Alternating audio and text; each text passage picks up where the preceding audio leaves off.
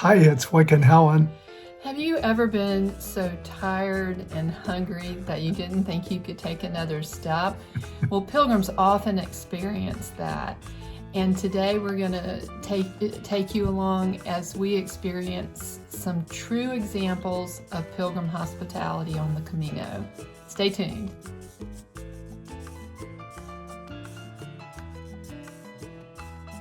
So after we left Astorga, we got back out in the countryside and we took an alternate route on the Camino so that we could see a special village called Castrillo de Polvazares.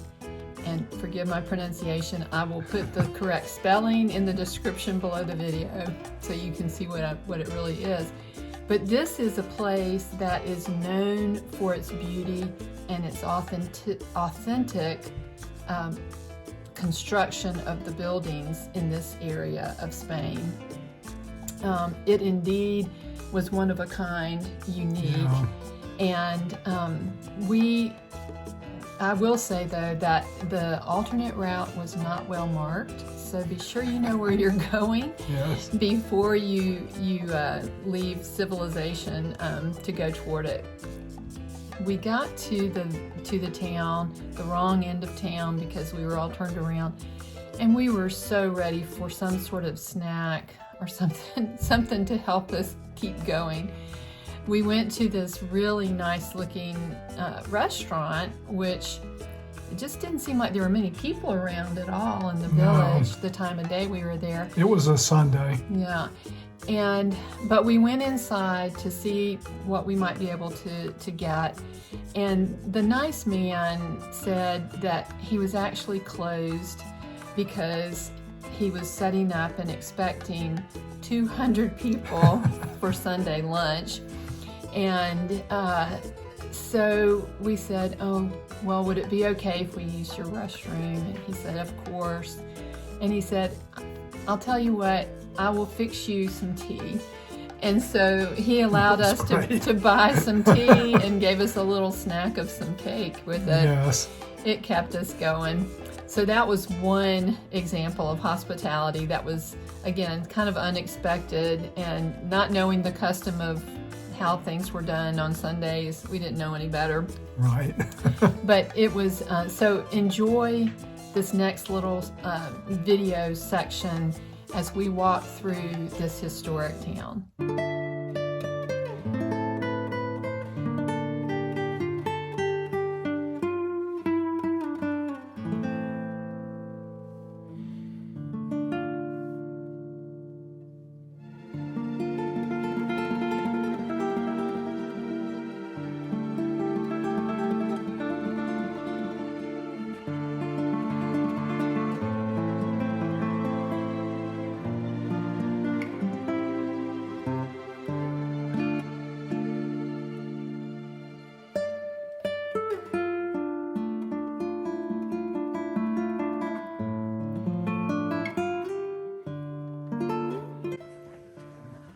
This vine's changing color now.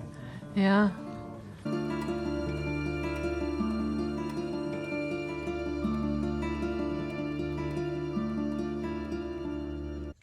Well, so our bed for the night was in Santa Catalina, which was the next town. And we had a pretty walk over there. And then when we got there, we found just the greatest surprise we could have ever expected. We stayed at a place called Via Avis, and it was fabulous. The people could not have been nicer, and we had a beautiful room.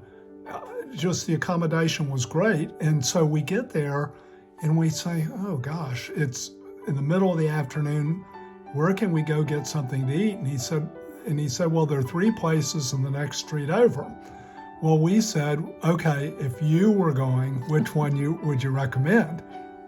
And he said, Cafe Susana. It turned out to be this little restaurant run tiny, run by a German couple. And just as we got there, the husband was turning the sign above the door to closed. And we were, oh no. Well, he took pity on us, and they stayed open, and we had one of the best lunches that we had on the whole Camino. It was just wonderful. It was delicious. It was a vegetarian restaurant. And we had been just craving good vegetables, so it just hit the mark on. And it wasn't perfectly vegetarian because you could get some meat if you wanted, and we had some ice cream with dessert, so it wasn't perfectly vegetarian, but it was delicious. And what was a blessing, where they had thought, well, there are no customers today, so we're just going to, which was why they were closing, take the afternoon off. Well, once we sat down to have something to eat at the outdoor table, about 12 more yeah. people showed up within, I don't know, 15 or 20 minutes. And so they had a great afternoon, and we did too. Yeah. So we highly recommend these two places. It's worth stopping in Santa Catalina for them.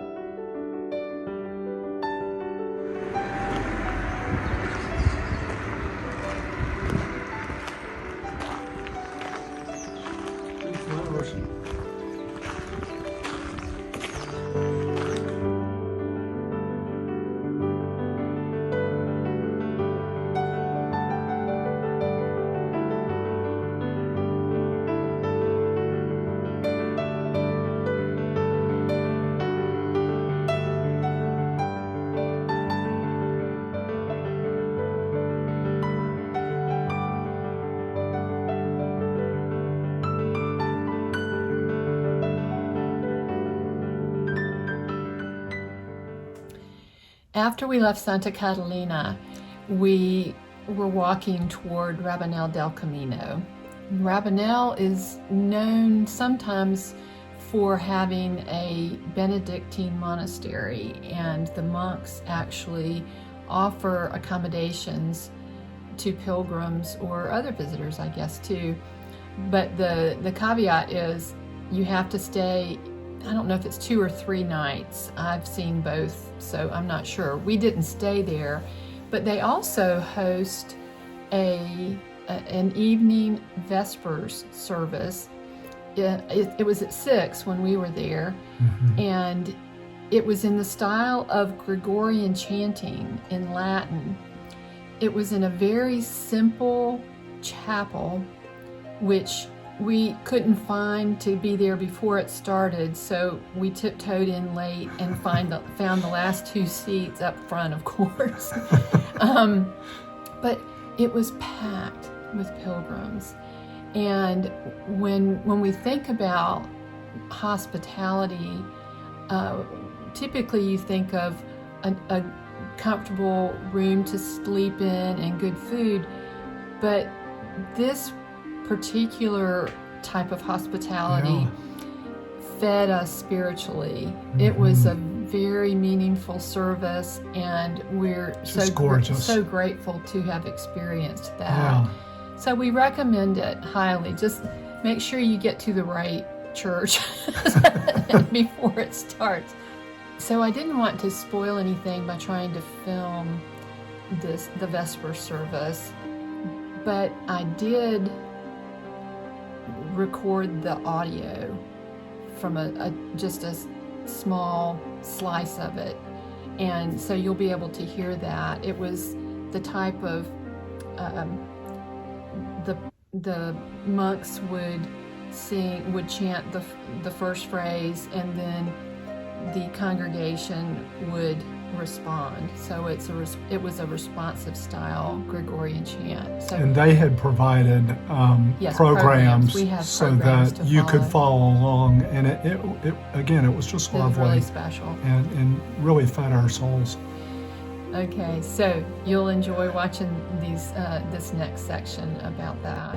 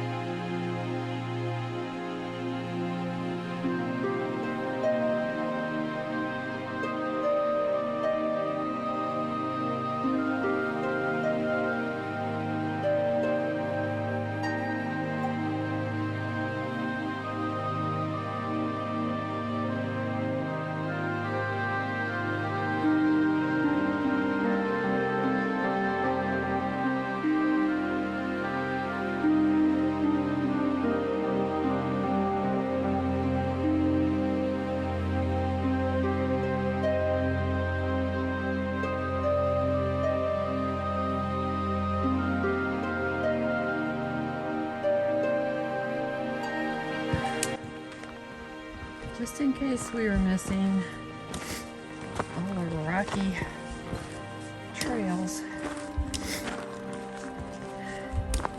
Here we go.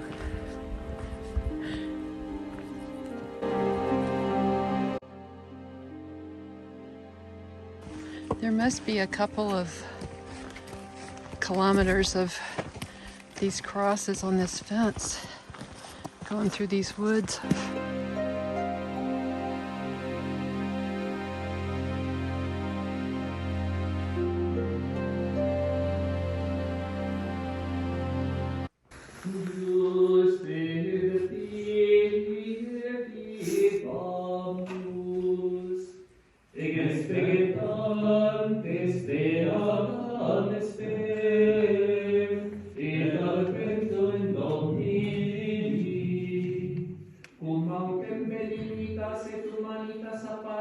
Salvatoris nostri Dei, non ex operibus justitiae fecimus nos.